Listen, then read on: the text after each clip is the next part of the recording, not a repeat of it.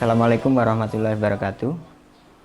Bapak Ibu warga NU dimanapun berada, hari ini kita di rumah Kiai Haji Ahmad Solehan, Ketua PCNU periode PD Ancol Depok periode 2009-2024. Pada kesempatan kali ini, Minggu 25 Juni 2021, di kediaman beliau di Meruyung Limo, kita akan berbincang sedikit tentang perjalanan kepengurusan beliau selama hampir 2 tahun dia ya. Baik, para pemirsa, kita langsung mulai saja. Gimana kabarnya Kiai Ahmad Solehan? Alhamdulillah baik, Mas Sotik. Ya. Doanya. Ya, di masa pandemi ini gimana ini kesehatan? Alhamdulillah selama pandemi saya dan keluarga dikarunia kesehatan, Ya. dan mudah-mudahan Allah terus jaga dan lindungi kami sekeluarga, terutama juga dalam mengemban amanat untuk PCNU Kota Depok, Mas Sotik. Baik, terima kasih Kiai. Nah, terkadang banyak yang bertanya Kiai. Seringkali di sebutan nama Kiai. Kadang ada nyebut Kiai Alek. Terus ada juga yang menyebut Ustadz Solehan. Nah, yang banyak yang penasaran, Kiai Alek ini sebenarnya sejak kapan nih disebut Ya, ini? gini Mas Sotik. Jadi sebetulnya memang Alek itu sebetulnya ya singkatan ya. Ya. Jadi dulu saya waktu di kuliah itu di asrama kan panggilannya tuh Ahmad ya, Mat. Ahmad ya. Mat. Nah, itu karena banyak yang panggil Mat itu bingung ini Mat yang mana gitu kan. Nah, jadi akhirnya kita cari Ahmad diambil A-nya, Solehan diambil lehnya. Jadi ketemulah Aleh. Nah, Aleh itu berat Mas Sotik. Aleh itu kan energinya besar kalau manggil. Oh gitu ya. Jadi harus ditarget gitu. Diringankan jadi Alex. Nah, kayak gitu. Ya, Jadi ya, kalau ya, kita ya. baca Al-Quran, kalau ada huruf kasroh ketemu lafal Allah kan sama, diringankan. Ya. Kalau dibaca Bismillah berat, maka harus diringankan jadi Bismillah. Aleh berat. Ya, Alex. Nah, kayak gitu. Kira-kira biar agak lebih ringan ya. ringan gitu. Maksudnya. Sebenarnya sederhana begitulah. Ya. Terus Kiai, keluarga sehat ya? Alhamdulillah sehat. Doanya saya sekeluarga sehat. Saya ini di Meruyung ya sebetulnya tinggal sejak 2010 ya. 2010 gitu, ya. bersama keluarga. Terus ya kalau mudah-mudahan ya kami sekeluarga sehat. Saya ini keluarga 3 putri ya, 3 putri. 1 mondok sekarang di Pati di Raudatul Falah untuk Kelas berapa tuh? kelas 5 MI ya. Oh, Kelas iya. 5 MI di Raudatul Falah untuk sekaligus program tahfidz. Mohon doanya mudah-mudahan lancar. Amin. Sedangkan yang kedua ini baru masuk MI. Kebetulan tahun ini masuk di Al-Karimiyah di bawah asuhan Kiai Damanhuri. Damanhuri. Ya. Depok ya. Ya, Depok kelas 1 MI. Baik, begini Kiai Solehan kan sejak 2019 September ya terpilih. Kalau terpilih itu April ya, akhir April. Oke, Akhir untuk April. pelantikan Di September. Ya. Berarti kalau dari sekarang hampir 2 tahun Kiai ya. Ada tahun. Hampir 2 tahun. Sejauh ini selama Kiai Alek memimpin menjadi ketua Tanfid, apa capaiannya yang sudah dilakukan Kiai? Ya, sebetulnya kami menjalankan amanat organisasi ini tentu berdasarkan dari amanat mulai dari musyawarah kerja cabang Ya. sampai diteruskan dengan beberapa kali rapat pleno dan beberapa rapat-rapat harian, baik itu gabungan Suriah Tanfudiyah maupun di Tanfidiyah sendiri. Ya. Secara umum kita itu ada 3 skema besar yang waktu awal kita pengurus itu, yaitu melakukan konsolidasi ideologi. Iya, ideologi. Yang kedua melakukan konsolidasi organisasi, dan yang ketiga melakukan konsolidasi ekonomi. Baik. Nah, dalam mengemban amanat konsolidasi ini diterjemahkan dalam beberapa program besar bagaimana supaya 3 capaian ini bisa terlaksana. Dalam konsolidasi ideologi ini kita mengoptimalkan jejaring ya, jaringan pengkaderan dari seluruh aspek level. Jadi mulai dari PCNU sendiri, Banom maupun di lembaga-lembaga. Jadi hampir di tahap awal itu memang kita akan kita segera sigap itu untuk melakukan konsolidasi pengkaderan. Ya. Jadi MKNU, PKPNU, Ansor dengan PKD dan PKL-nya, Banser dengan Diklatsarnya, Muslimat dengan pelatihan kadernya, Fatayat juga dengan latihan kader, IPNU dengan Makesta, dengan Lakmut. Yeah. Semua kita orientasikan untuk menguatkan ideologi ke-NU-an. Nah, itu memang tantangan berat karena setengah berjalan, awal 2020, bulan Maret, sudah ada pandemi COVID. Yeah. Tapi itu tidak menyurutkan kita, yang penting kita melaksanakan protokol kesehatan ya. Yeah. Jadi gelombang pengkaderan tetap kita laksanakan secara ketat. Untuk apa? Untuk tetap menguatkan pengkaderan. Lalu kita juga melakukan konsolidasi organisasi. Konsolidasi organisasi ini untuk mematangkan kita yang sudah berorganisasi di Depok ini, yang secara resmi PCNU itu di SK oleh PBNU pada tahun 1989 waktu Muktamar Krapyak Yogyakarta. Artinya sudah lama sekali, dan karena itu penataan organisasi mutlak kita jalankan.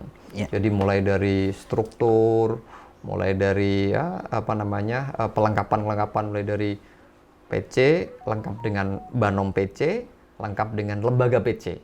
Nah, lembaga itu ada 18 lembaga. MWC itu kita lengkapi, kita proses dengan benar.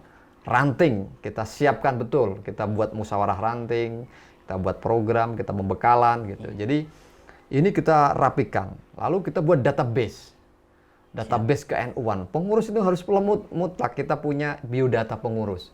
Jadi pengurus itu kita lengkapi dengan biodatanya, tinggal di mana, apa kompetensinya, kontaknya, riwayatnya. Dan tidak hanya di PC, kita juga siapkan di MWC, di ranting, bahkan di Banom. Kita minta semua harus melakukan ketertiban ini. Jadi database rapi. Nah, sembari itu kita jalankan Kartano. Nah, alhamdulillah sekarang kita udah gerak juga buat database, PBNU buat Kartano lagi juga. Tapi kita senang ya, pada prinsipnya semangatnya sama untuk melakukan konsolidasi organisasi ini. Jadi kita mungkin termasuk ya banyak ya upaya-upaya untuk melakukan konsolidasi organisasi ini, terutama dengan pendataan warga NU. Baik itu konsolidasi ini yang berbasis NU murni memang semua itu di bawah NU. Ada yang memang afilial. Mitra. Jadi ini ada masjid, ada pesantren, ada musola, ada majelis taklim. Nah, ini kita konsolidasi. Sebetulnya kita punya berapa banyak mitra yang asli. Ya kan? Asli mau bersama dengan keluarga besar Nahdlatul Ulama dengan amaliyahnya. Ahlus Sunnah wal Jamaah, akidahnya ngikuti Asy'ariyah Maturidiyah, fikihnya ngikuti empat madhab, ihsannya tasawufnya ngikuti Imam Junaid Al-Baghdadi dan Imam Ghazali. Nah, itu kita data. Nah, alhamdulillah bersamaan itu Jatman hidup. Nah, Jatman adalah lembaga Banom Thorikoh, Jam'iyah Ahlut Thorikoh Mutabaroh juga ikut melakukan konsolidasi organisasi. Jadi gayung bersambut. Jadi kita melakukan konsolidasi, lembaga-lembaga Banom juga ikut. Akhirnya kita tahu hari ini Ansor sudah tumbuh besar, kita dorong terus, kita support terus untuk melakukan pengkaderan.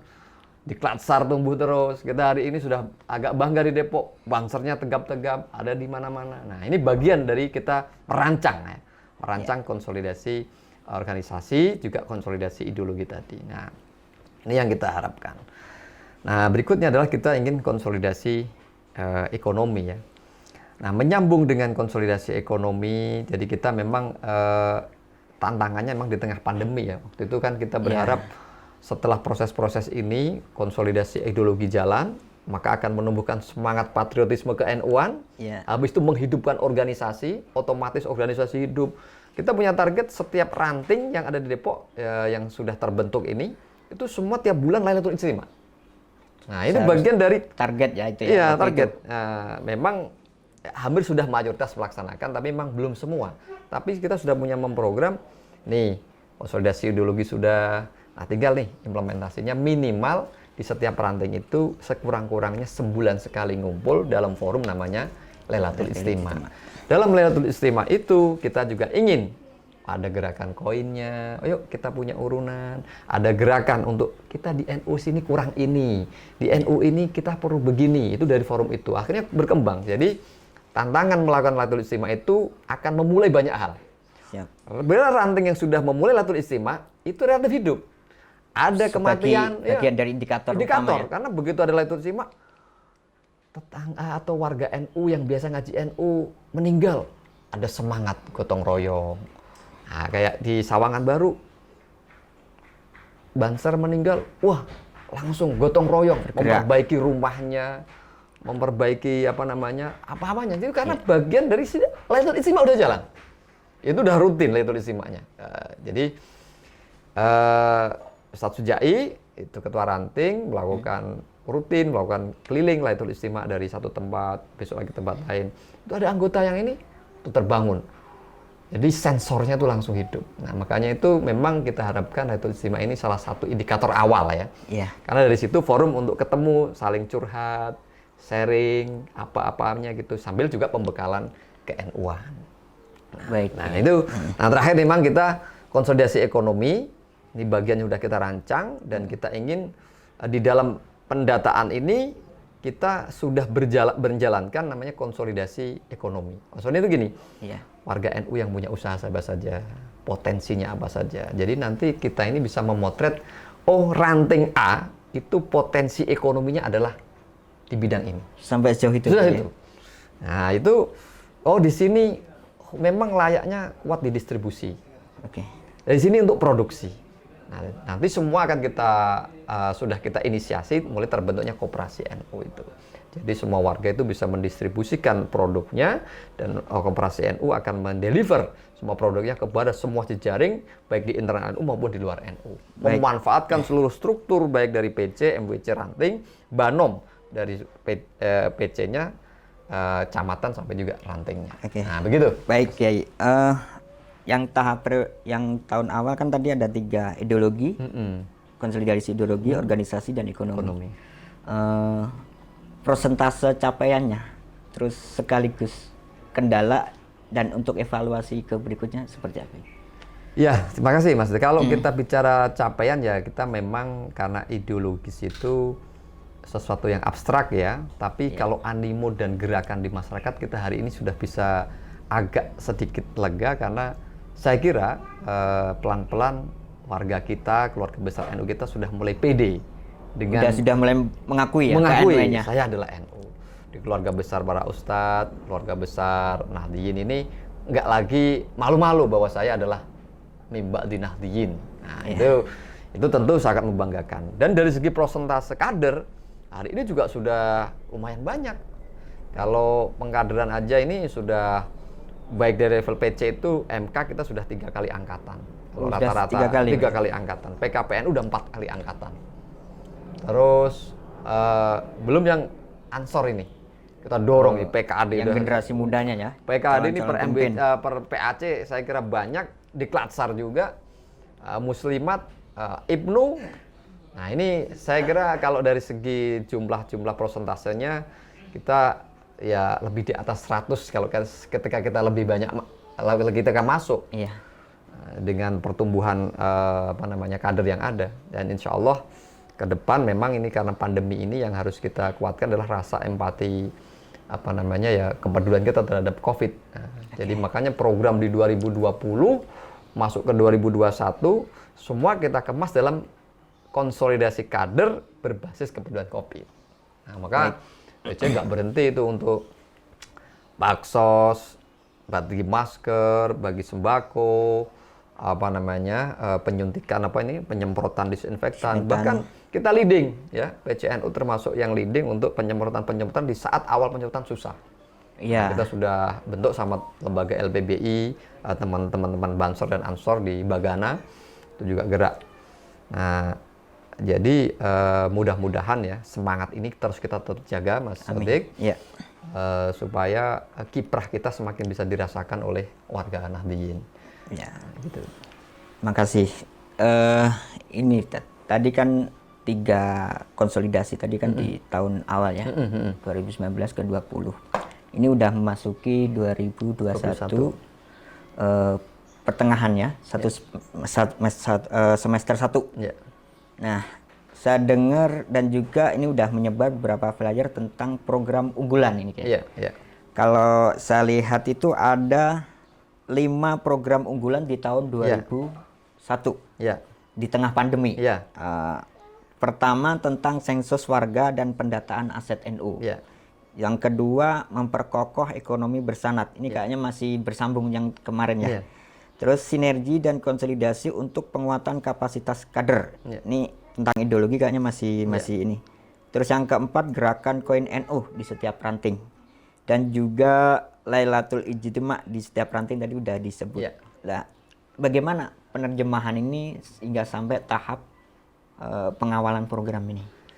Ya, kenapa kita memang membuat prioritas ini? Kita menyadari betapa sulitnya bergerak di tengah pandemi.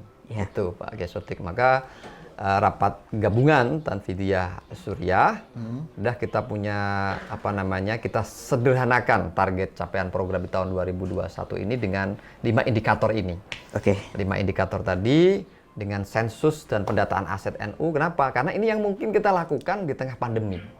Oh iya. Ya, jadi tidak ada tidak unsur kerumunan, berkumpulan ya. tidak ada ya inilah yang menimbulkan keriuhan-keriuhan. Nah, jadi konsolidasi ini kan kita tetap menjalin silaturahmi, mengkonsolidasi mulai dari tim wakaf, tim ma'arif. Ini ma'arif ini online sering Zoom dengan para pemangku madrasah, pesantren. Sering ya? Iya, sudah beberapa kali saya di ini kan untuk dalam rangka penguatan ya, mengkonsolidasi aset-aset. Tadi ada yang memang kemitraan afilial ini, saya NU, ya udah kita mulai tata. Nah ini jalan. Kenapa kita lakukan? Karena memang ini kan suasana pandemi. Pendataan aset NU, masjid NU yang mana yang kita mulai saya betul-betul bersama dengan keluarga besar NU. Nah ini namanya kita mendata, mendata aset. Termasuk tadi menguatkan memperbesar Bainem Baiates dengan Kartanu. Nah ini kita nyambung dengan gerakan BB untuk sekaligus juga Kartanu yang Kartanusasi ini. Ya. Itu yang pertama. Saya kira ini masih progres tapi tidak berhenti, masih jalan. Jalan ya. Ya. Nah, lalu berikutnya kita punya ekonomi bersanad. Ekonomi bersanad. Berkokoh dan bersanad. Ini tadi itu sebetulnya nyambung dengan gerakan yang kita memang lakukan dengan penguatan ekonomi bersanad. Ini artinya kita harus coba melihat kekuatan NU sebagai satu pijakan atau kekuatan ekonomi. Kalau kita merasa kuat, ya kita harusnya bisa dong membuat siklus ekonomi ini. Jadi maksud saya gini, kita ini punya tetangga, punya komunitas, punya ekosistem yang kita bangun, ya selayaknya kita saling mengembangkan sama komunitas. Jangan sampai malah sesama warga NU atau sesama komunitas NU ini malah saling jegal. Nah, bersaingannya untuk saling bunuh. Malah dia kalau yang tidak ada sanatnya, itu toko milik siapa, ini warung milik siapa nggak jelas, kita perbesar. Nah, justru ini yang tidak bersanad. Jadi kita harus, ini usahanya keluarga kita, warga kita. Ayo kita sama-sama perbesar. Nah, jadi kita punya market, Anda punya produk, ya ayo kita saling mengisi, sinergi. Nah, jadi bukan apa-apa, kita ini harus mengkonfirmasi belanja kita ini betul-betul kepada mereka yang ya ada manfaatnya. Jangan sampai kita buang tasarruf harta kita ini ke satu sistem ekonomi yang sebetulnya tidak membawa berkah kepada keluarga besar kita sendiri, yaitu terutama warga Nahdlatul Ulama. Ini sangat. Jadi itulah yang kita harapkan. Baik. Nah, ini ya memang campaign dan sekaligus menata bareng-bareng Mas Otik ya. Kita perlu proses, tapi semangatnya sudah kita jalin. Makanya kalau ada saya punya produk sambel, oke. Coba sementara di jejaring ini dan kita saling support. Ada produk apa? Kita support. Nah, mudah-mudahan ini koperasi sebagai induk nanti ini benar-benar bisa optimal. Karena kita juga menyadari setengah pandemi ini, Mas ini ya. Jadi namanya baru mulai, belum settle, udah kena pandemi. Semuanya harus by online, by ya artinya kita saling terus berbenah.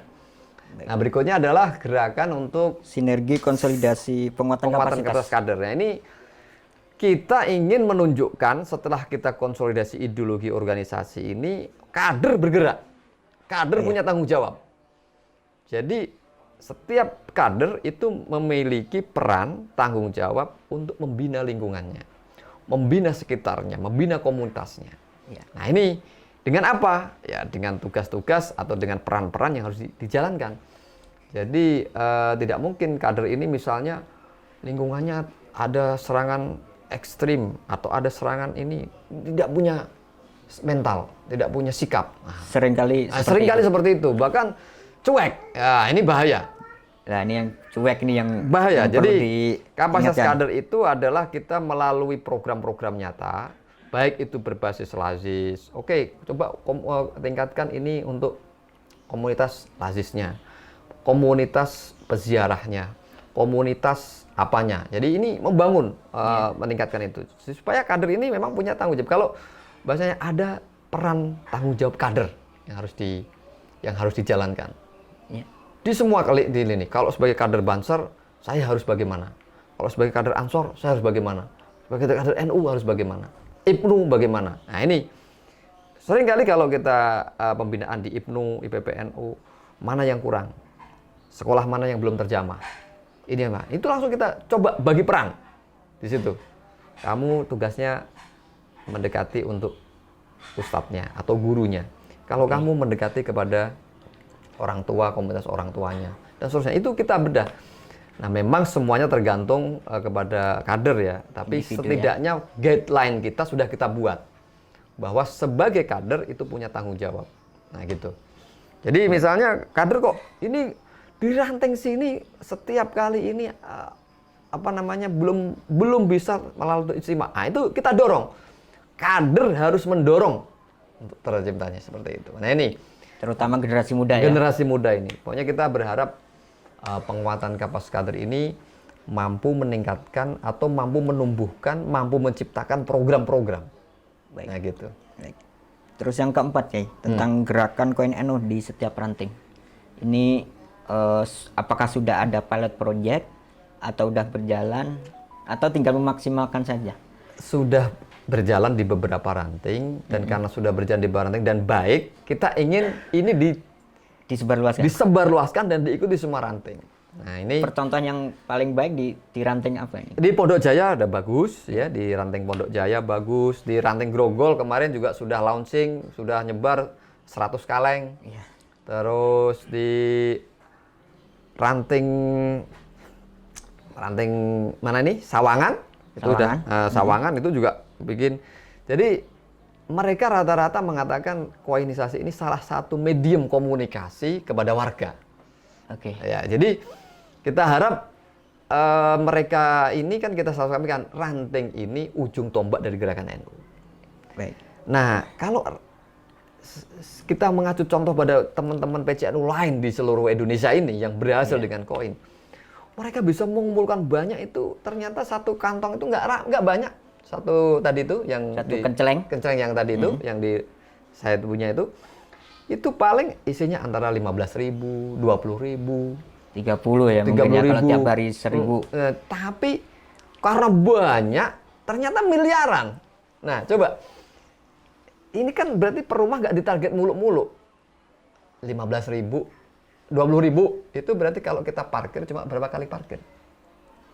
Kalau Anda ke parkir ke bank atau ke toko-toko modern, kalau motor 2.000 lah ya, kalau 2.000. mobil 5.000. Nah, 2.000 itu berarti kan kalau 10 kali.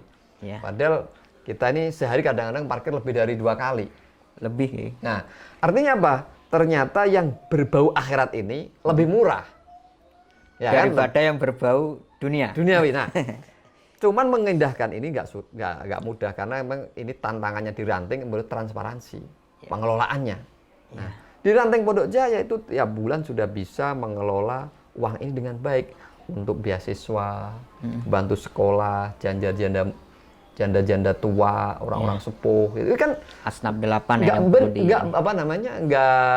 nggak besar, tapi kan terasa. Iya. Nah, katakanlah satu ranting ini ternyata sebulan bisa mendapatkan uang 5 juta. 5 juta itu kalau ditasarufkan kepada mereka yang asnaf ini, mereka yang membutuhkan, Masya Allah, luar biasa senangnya.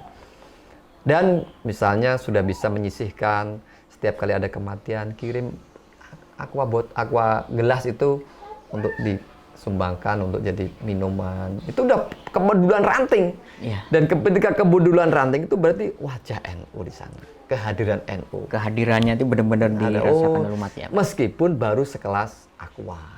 Nah, seperti itu. Ini alhamdulillah di beberapa ranting yang bisa menjalankan itu bermanfaat sekali. Nah, ini yang kita harapkan, kenapa harus ada minimal 100 koin itu atau 100 kaleng itu, ya setidaknya angka yang logik lah. Kecil sekali. Dan insya Allah mudah-mudahan sampai akhir tahun ini semua ranting bisa menjalankan ini. Terus kita galakkan ya untuk mencoba itu. Kita ada yang dipancing, ada yang langsung mandiri, langsung bikin ranting tersebut. Baik ya.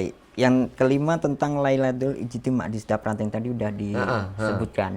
Mungkin di beberapa ranting sudah ada yang berjalan, terus lengkap dengan kegiatan gerakan koinnya, terus termasuk pendataan, termasuk ekonomi dan tentang aset, penguatan aset lah, ada nggak? Ya, ini memang sekarang ini ranting lagi-lagi tantangan Lailatul Ijtima' untuk kumpul ini yang lagi susah, Mas. Karena pandemi Karena pandemi. Karena itu kita pun dalam Lailatul Ijtima' ya hybrid. Mungkin kumpul cuma berapa orang di PCNU, yang lainnya online ya. Jadi itu juga bagian. Tapi mudah-mudahan ya tetap para pengurusnya tidak mengundang warga, yang penting tetap ada forum kecil yang tetap membahas tentang kebutuhan-kebutuhan, tentang program-program yang dinamika yang ada di ranting. Dan memang kalau mengharapkan ideal kita setelah pandemi juga kita harus dukung pemerintah untuk tidak melakukan kerumunan. Gitu. Karena Lailatul Ijtima' itu tetap berkumpul, intinya berkumpul, tapi sekarang doanya ya online, online. Selanjutnya Kiai, dari sekian program unggulan ya tentang target untuk 2021 ini, kalau saya melihat ada keterlibatan lembaga. Di PCNU kan ada lembaga teknis tuh.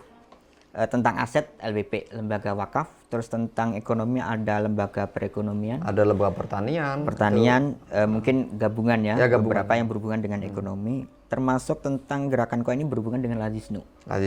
Ini apakah ini menjadi prioritas atau lembaga yang berhubungan dengan lembaga lain masih tahap konsolidasi atau seperti apa?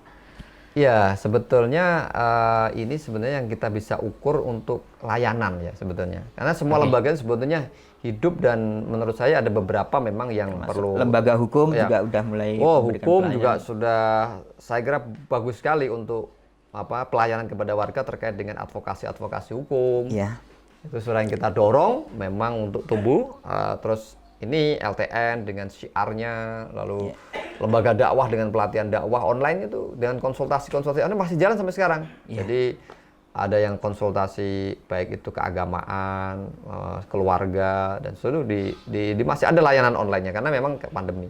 Lalu ada lembaga kemaslahatan keluarga LKK itu juga aktif untuk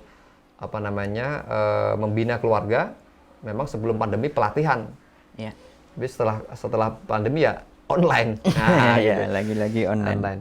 Nah, di kita yang masih mungkin perlu penguatan kembali adalah peran dari beberapa lembaga yang mungkin ya harus kita aktifasi lebih dalam karena ini pandemi, seperti lembaga kesehatan. Nah, kita ada lembaga kesehatan, cuman memang lebih banyak kita yang mendrive ya di PC. Seperti kemarin kita melakukan vaksinasi. Nah, ini gabungan kerja. Nah, ini sebenarnya kita katakan domain di lembaga kesehatan. Cuman lembaga kesehatannya kita harus lebih aktifkan kembali untuk peran-perannya. Saya kira LPBI dengan penyemprotan, penanggulangan bencana, bahkan aktif melakukan ini pengkaderan ya, atau mitigasi bencana. Nah, ini itu juga LPBI kalau aktif ya di bawah Kang Ade ya di sana. Lalu ada lembaga Ma'arif yang sekarang juga alhamdulillah sudah mulai gerak untuk mengkonsolidasi Ma'arif di Depok. Dan kita harap malah Ma'arif ini jadi jangkar. Jadi jangkar ya, karena di situ kan kita bicara Ma'arif itu kan ada guru. Itu bisa mengaktifasi per guru. ada santri, itu bisa IPNU, IPBNU, ada apa lagi? Ya gurunya otomatis ya. Gurunya otomatis, ada para kiainya, itu bisa menguatkan lembaga dakwah. Dan tentu di situ ada ekonomi. Termasuk wali murid yang Wali murid berhubungan dengan sekolah. Jadi betul-betul jangkar itu. Kalau kita ma'arifnya hidup, insya Allah ini. Nah, itu bisa menghidupkan lembaga wakaf. Saya bantu dong wakafnya. Saya bantu ini semua. Jadi kita berharap ma'arif ini di bawah Ustadz Sadli nanti bisa lebih masif dan lebih bisa mengkoordinir lembaga-lembaga yang ada di Depok. Mudah-mudahan doanya Pak Sodik ya.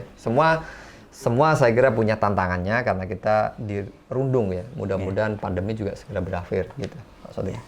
Baik ya. Ini di luar tema ya. Di tengah pandemi, tentu memasuki gelombang corona yang semakin mengganas, berbagai varian.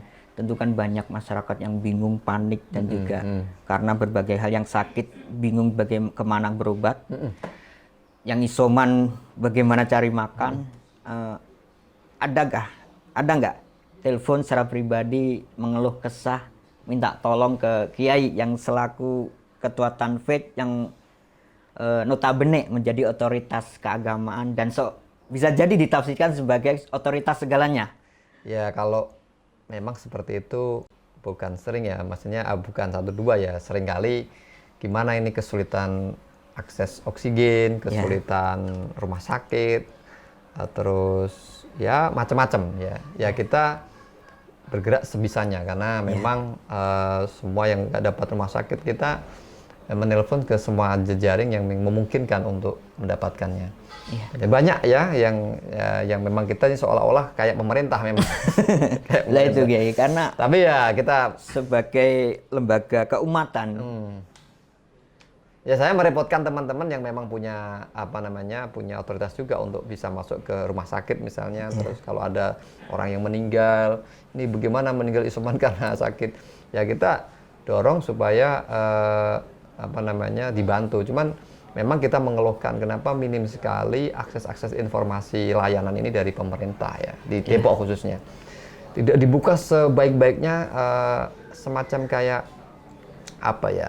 full service 24 jam itu diperbesar gitu. Jadi orang pokoknya kalau nanya itu terjawab gitu. Jangan ada tulisannya nomor sekian tapi jawabnya lama atau nggak bisa dihubungi. Ini kan ya kurang bagus gitu. Kalau bisa kayak call centernya handphone itu loh. Ya langsung jawab. Langsung menjawab itu kan enak, nggak ada ini. Jadi mungkin disiapin berapa gitu. Jadi biar orang tuh senang gitu. Yang penting orang hubungi ada menjawab itu pertama ketenangan sendiri. Nah, ini mudah-mudahan jadi lagi kita di PC juga melakukan gerakan-gerakan seperti di melalui Aziz ya. Kita minta untuk bantuan kepada mereka yang isoman. Oh ya. Mereka yang isoman itu kita bantu dengan paket-paket pertahanan lah, termasuk penyembuhan.